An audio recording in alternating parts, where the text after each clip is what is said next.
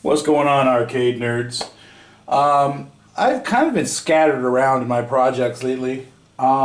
Just recently, someone dropped off two 6100 monitors and a Star Wars machine that they want me to fix. So I got to fix 3 monitors in total and do a few other things, make sure the board's working. And on top of that, I have 15 Omega Race boards I got to fix. And on top of that, I have to wind 7 more vector yokes. By the way, if you're interested in having any vector yokes wound, my email is koppjason83@yahoo.com. But anyways, I'm kind of scattered in my projects right now. For example, Fred Konopaska, he's a very smart man. He has designed these circuit boards, and this is the first prototype revision. And what this board does, I'm working on this and trying to debug it and figure out what's wrong with it.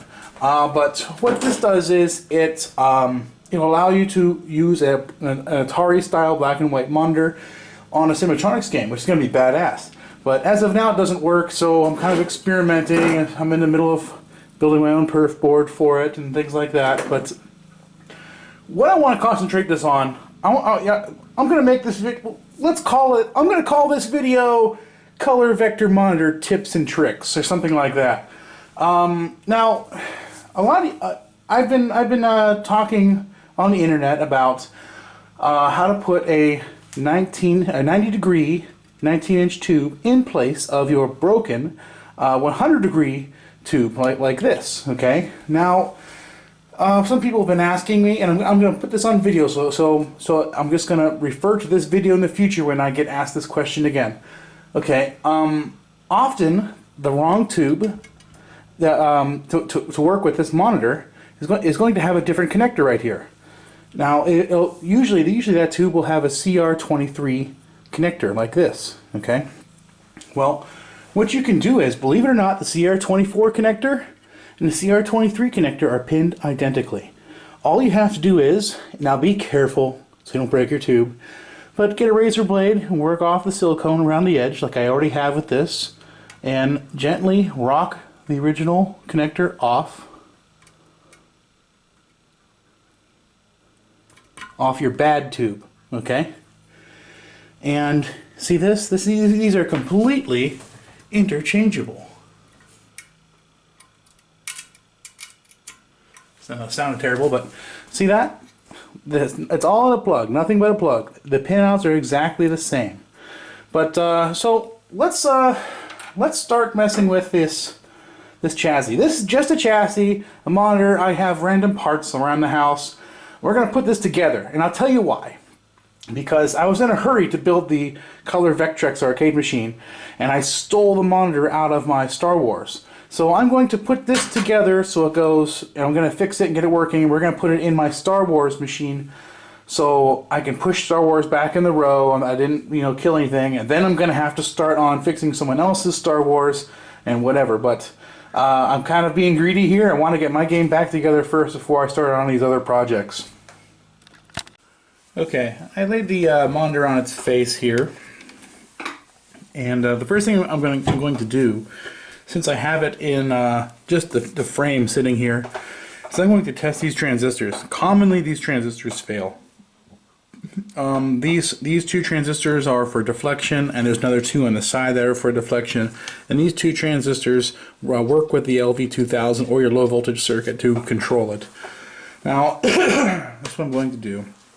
I have my meter set to diode test. You see this little symbol right here with an arrow pointing to a wall? That's diode test. Okay. Now, my meter, if only I could hold the meter so you could see it. See if I could do something like this. Of course not. Anyways, when you touch these leads together, it's going to read 0 volts. Okay, but if it goes through a diode, a healthy diode, it'll say about 0.6 volts as the voltage drop going across it. Okay, so every transistor has 3 leads coming from it. And hold on. Hey Kelly, yeah? Would you hold this meter so I can have it in the camera? Yeah. Well, I'm going to have my wife hold it so you guys know what I'm talking about. Okay, we're going to do that. Now, each transistor has 3 wires coming from it. And one wire is on this section right here, this metal tab, and the other 2 wires are here and here. Now, with this type of transistor, one of the wires is basically tied to the case, so the case itself is a wire. So I'm going to go ahead, I'm just going to randomly start. Now what you want to do is you want to read 0.6, about 0.6, anywhere from 0.4 to 0.8 would be okay. You want to read about 0.6 2 times with 2 different wire combinations on your meter. Okay, so I'm going to go ahead and touch randomly just kind of one of these. No reading. I'm going to move along. Okay, I have a reading. And that's about 0.6, so that's good. So now, you see how I have, hold on, I'm going to move my things so you can see. See how I'm touching one and touching the other? Well, since I have a reading, that means I only have to move one lead to get the second reading. So I'm going to try the positive side. Okay, so since now I have a reading here, that's good, and a reading here, and that's good. Okay. Once you find your first reading, one of your terminals need to be moved. Only one. Okay. So now I know this is a good transistor, and you know some people tend to replace them all in one shot, but I've had good luck with just replacing the bad ones. Now let me explain this. Now this circuit is designed to push and pull, okay, and because of that you want 2 matching transistors. So in each circuit that might have 2 transistors tied together like this or like this. If you're going to replace, if you only have 1 bad transistor, you should replace both. That way they're matching transistors by the same manufacturer. Trust me, as sometimes it will affect your picture if you do not do that. But okay, so that's good. So let me measure the next one.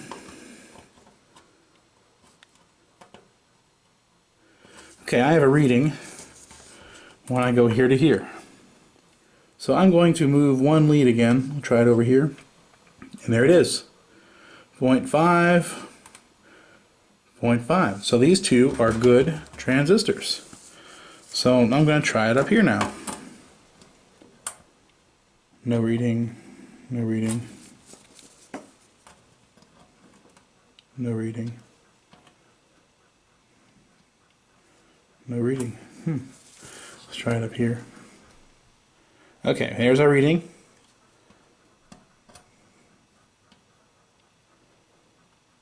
There's a reading. And there's a reading. I only had to move one lead to figure out the second reading. So now we know we have 3 good transistors here, here, and here. I'm hoping to find a bad one so I can show you what it looks like. But let's go over here. Get out of my way. Okay, so you gotta get it closer. I know. Right here, right here. There we go. So here and here. That's a good transistor. I'm gonna move one lead. Okay, I'm gonna try the other lead. Another good transistor. Okay, so all these transistors are good. So let me move the monitor.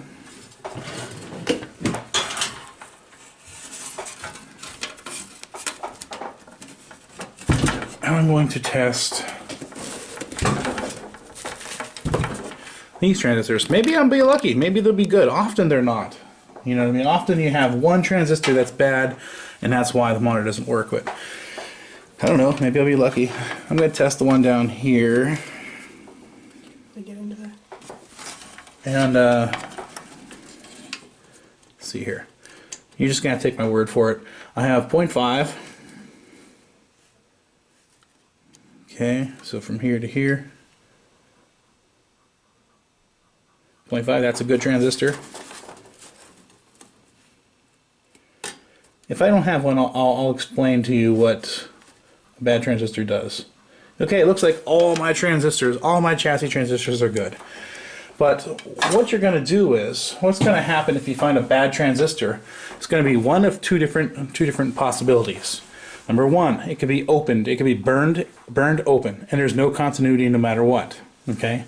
The second thing is it could be burned shut, so it could be a direct short. Now keep in mind, if you're using a continuity tester, that some transistors, not in this predicament, but some transistors actually have an internal resistor or an internal diode.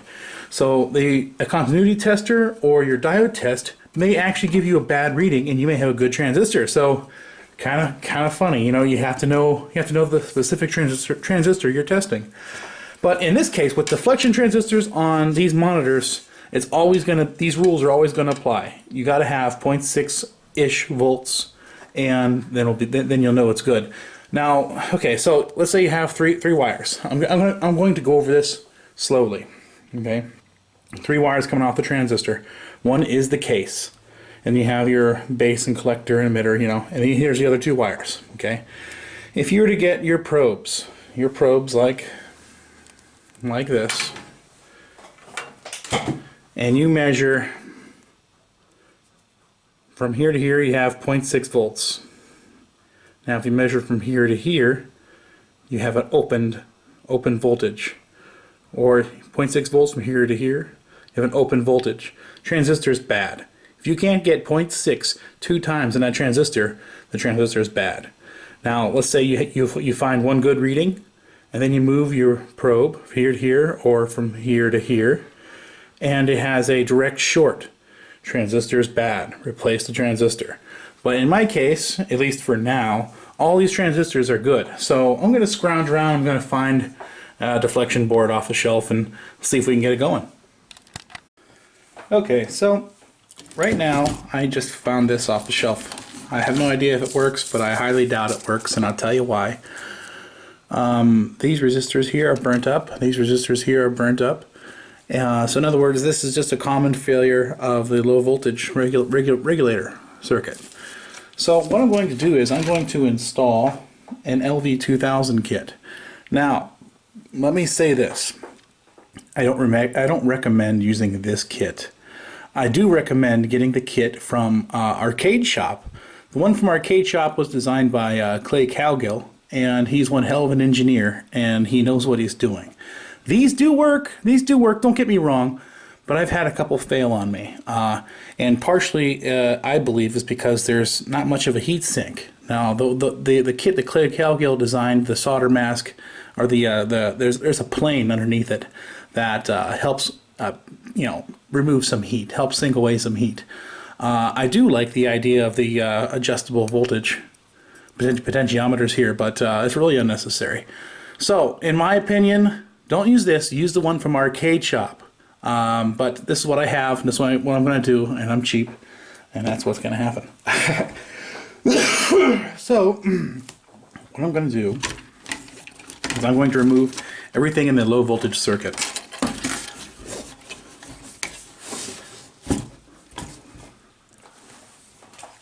See if I get a good angle here.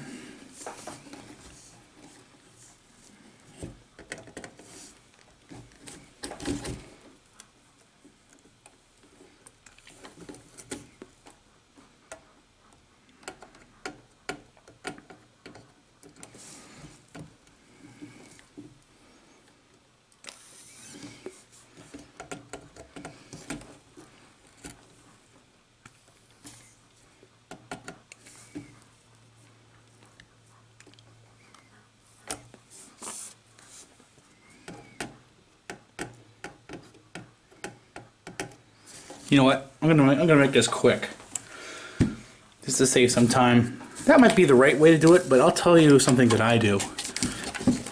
Some of you guys may not like this, but this is what I'm gonna do. Bloop.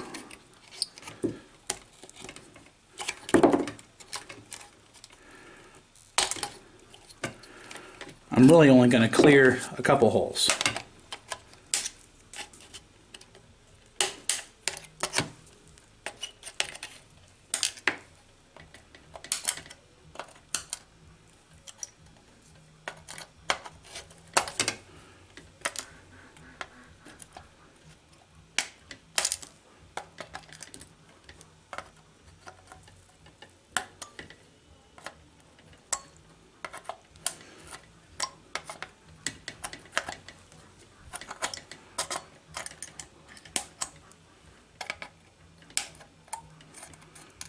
You can hear my neighbor blasting his car stereo in the background.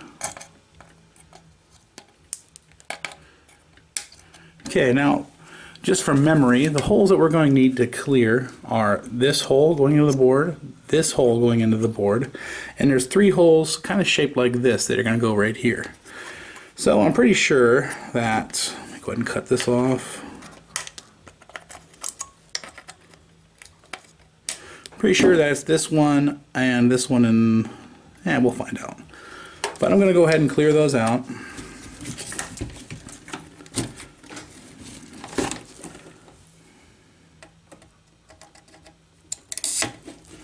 Okay, that's cleared out. Let me remove the solder.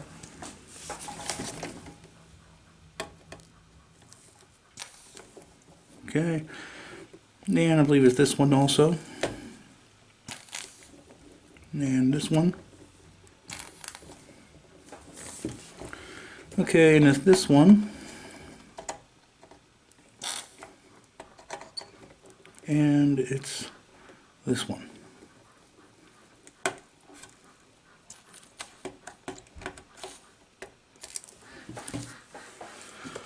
Okay.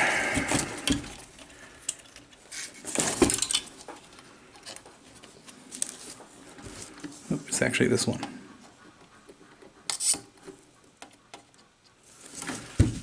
Okay. So I'm going to get these guys. And another thing that's nice about the Clay Calgill LV2000 is these leads are precisely spaced, and it's less guesswork if you don't know what you're doing. See, these 2 wires here are going to come out like that. So let me make sure I got these right.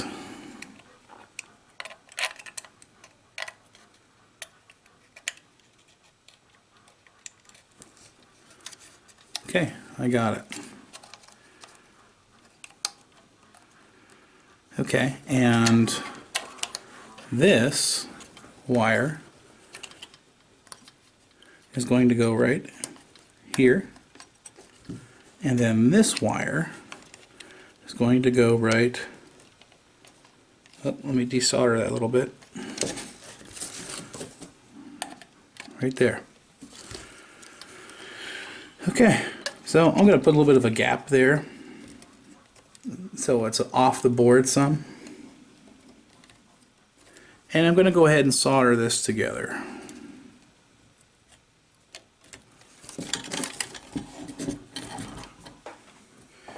There's my solder. Now, can you hear my ducks in the background? I have ducks, and they are going nuts today. I don't know what's going on. I think it's my neighbor doing all kinds of stuff outside.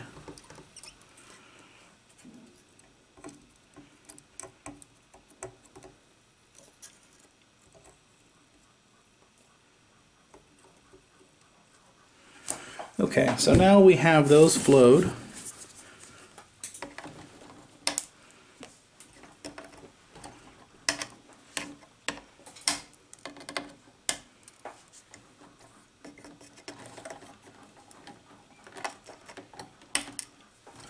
Okay, so now the LV2000 kit is installed, and it looks like that.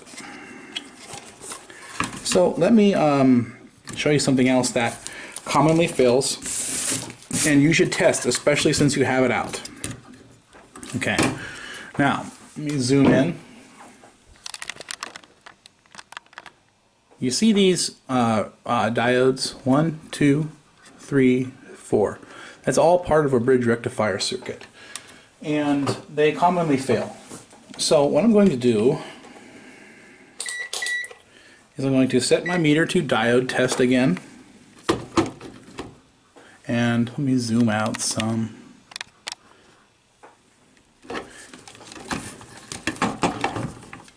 Okay, now you can kind of see it.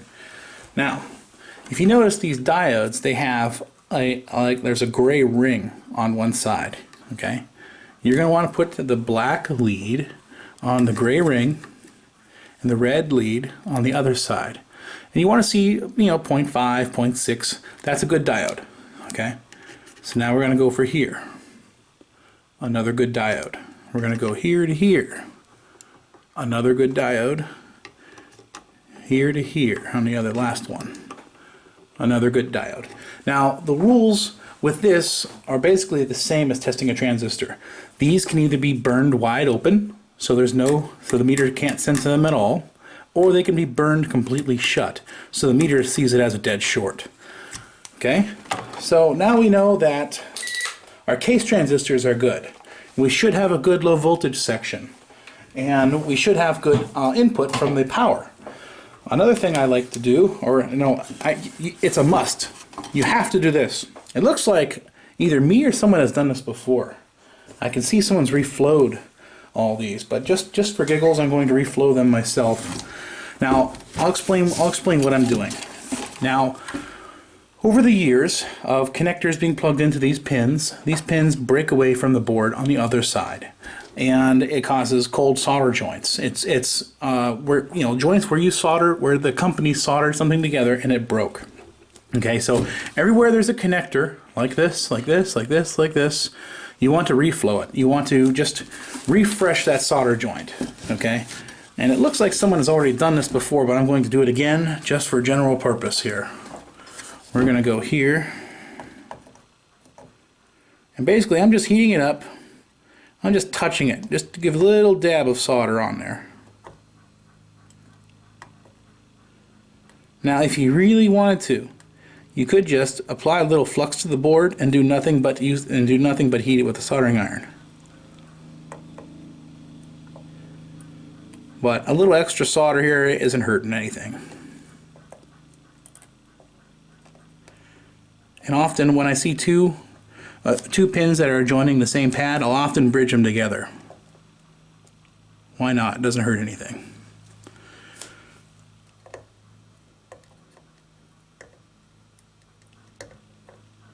Oop. I gotta separate that.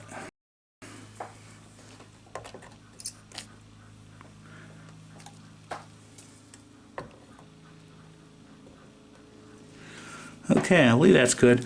Now, often I have seen these points go bad. And the points I'm talking about are the wires. There's wires soldered directly to the board. Now, often these might get shifted, and the wires may actually disconnect from the board. Now, if you want to, you can freshen up those solder joints also. Also, here's another point of failure I'll tell you about. They are tantalum capacitors in a spocular circuit. Now this section right here is your spocular circuit. You see these little green caplets. Some people refer to them as chiclets, like the gum. These often will explode for no reason, and and when they go, they often make a dead short. And in this specific circuit, if it did make a dead short, it may not actually blow up. It may just make a dead short, look completely fine, and your monitor may not work. Okay, so check those. If you can't figure out why you have spocular on all the time, take a look at those chiclet transistors. Oh, there's another diode that I forgot, and I'll tell you about it right now. It is this one right here. Check this guy also. I'm going to check it right here. It's good. Okay. So that's good. And one thing right off the bat I'm noticing about this monitor is the fuses look like crap. So I'm going to go ahead and pull these. Now, if you were to buy a kit, your kit may actually contain new fuses. But what I'm going to do is I'm going to tear off a piece of sandpaper, and I'm going to clean this up a little bit.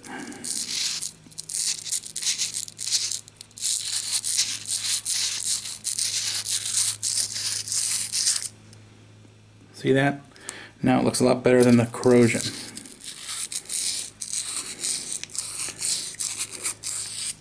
Okay, I'm going to stick that back in now that's nice and clean. And I'm going to set my meter to continuity test. Now, if your meter does not have an audible continuity test, you can actually just set it to resistance and read the resistance. Now, when you test the fuse in circuit, do not test the fuse itself. Don't touch the leads on here. Touch the leads on the fuse holder. Okay, so we know we have a short there, so that's a good connection. So I'm going to go ahead and I'm going to do this one too.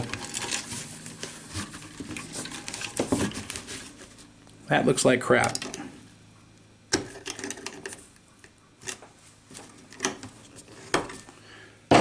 And how did I lose it? There it is. Gonna go with the sandpaper again.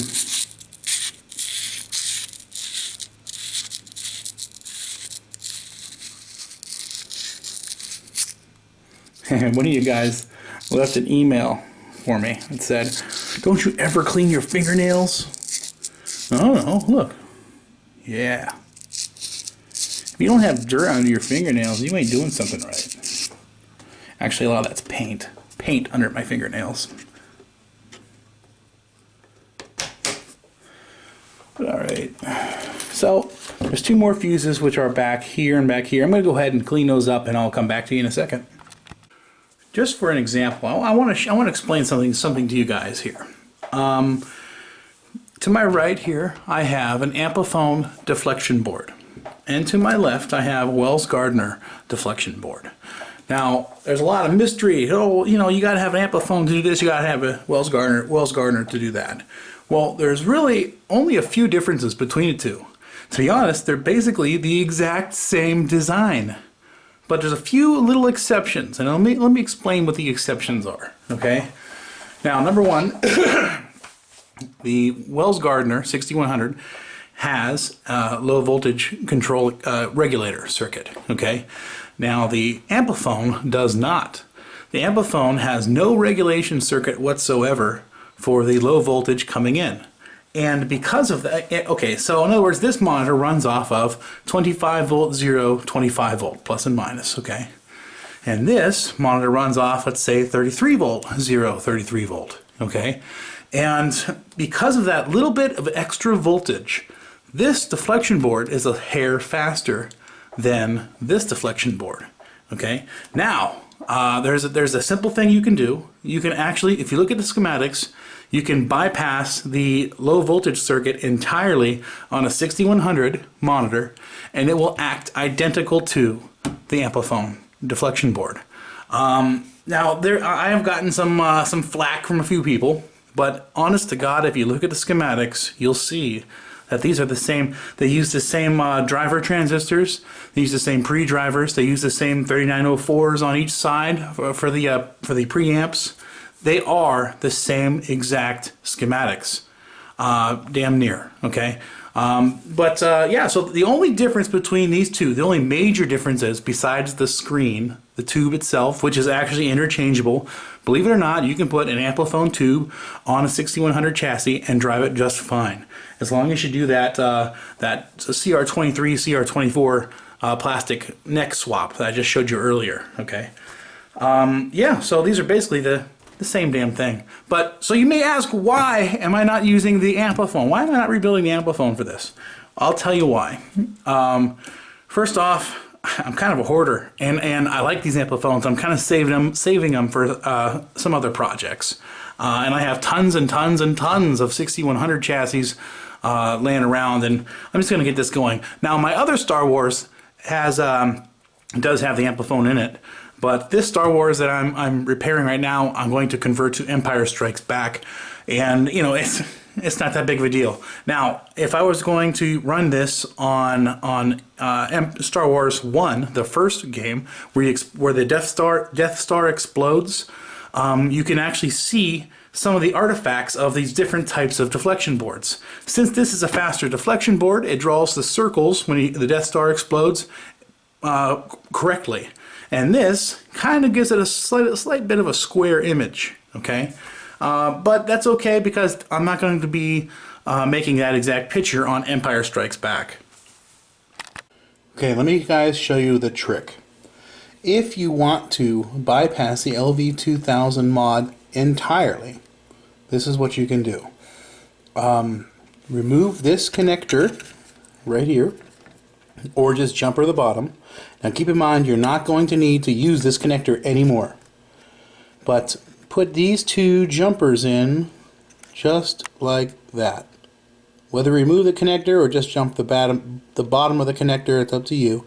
But if you do that, then you disable the LV2000 and it'll actually make a 6100 draw at the exact same speeds as an Amplifone monitor. But keep in mind, there's another difference between Amplifone and Wells Gardner you should know. Amplifone has a giant heat sink to dissipate some of the extra heat. So keep that in mind, you know what I mean? So in other words, your monitor is going to run a hair hotter if you decide to go that method.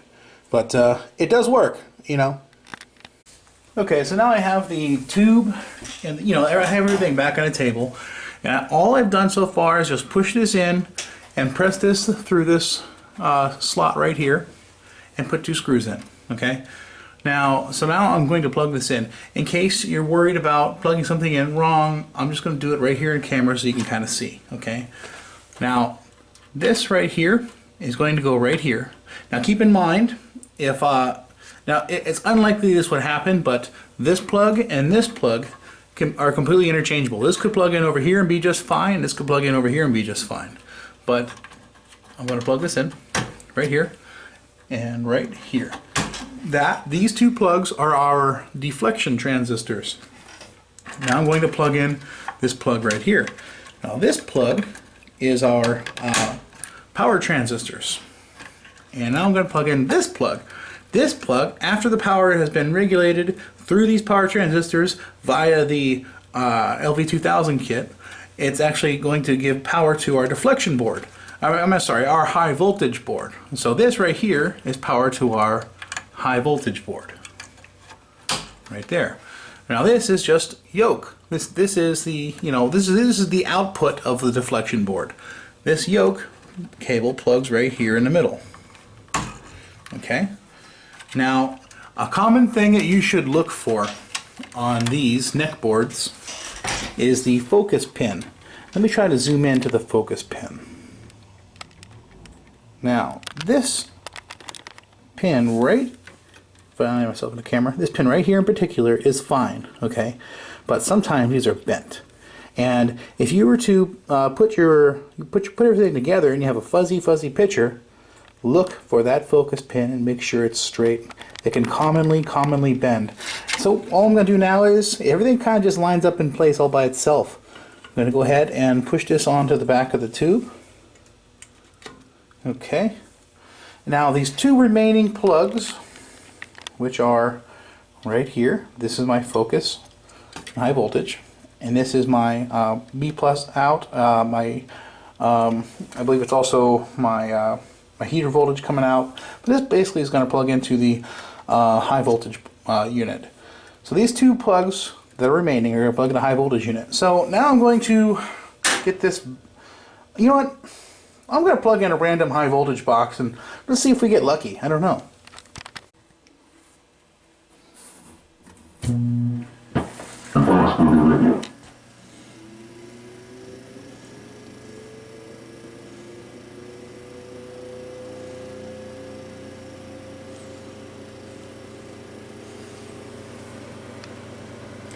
Well, we got lucky.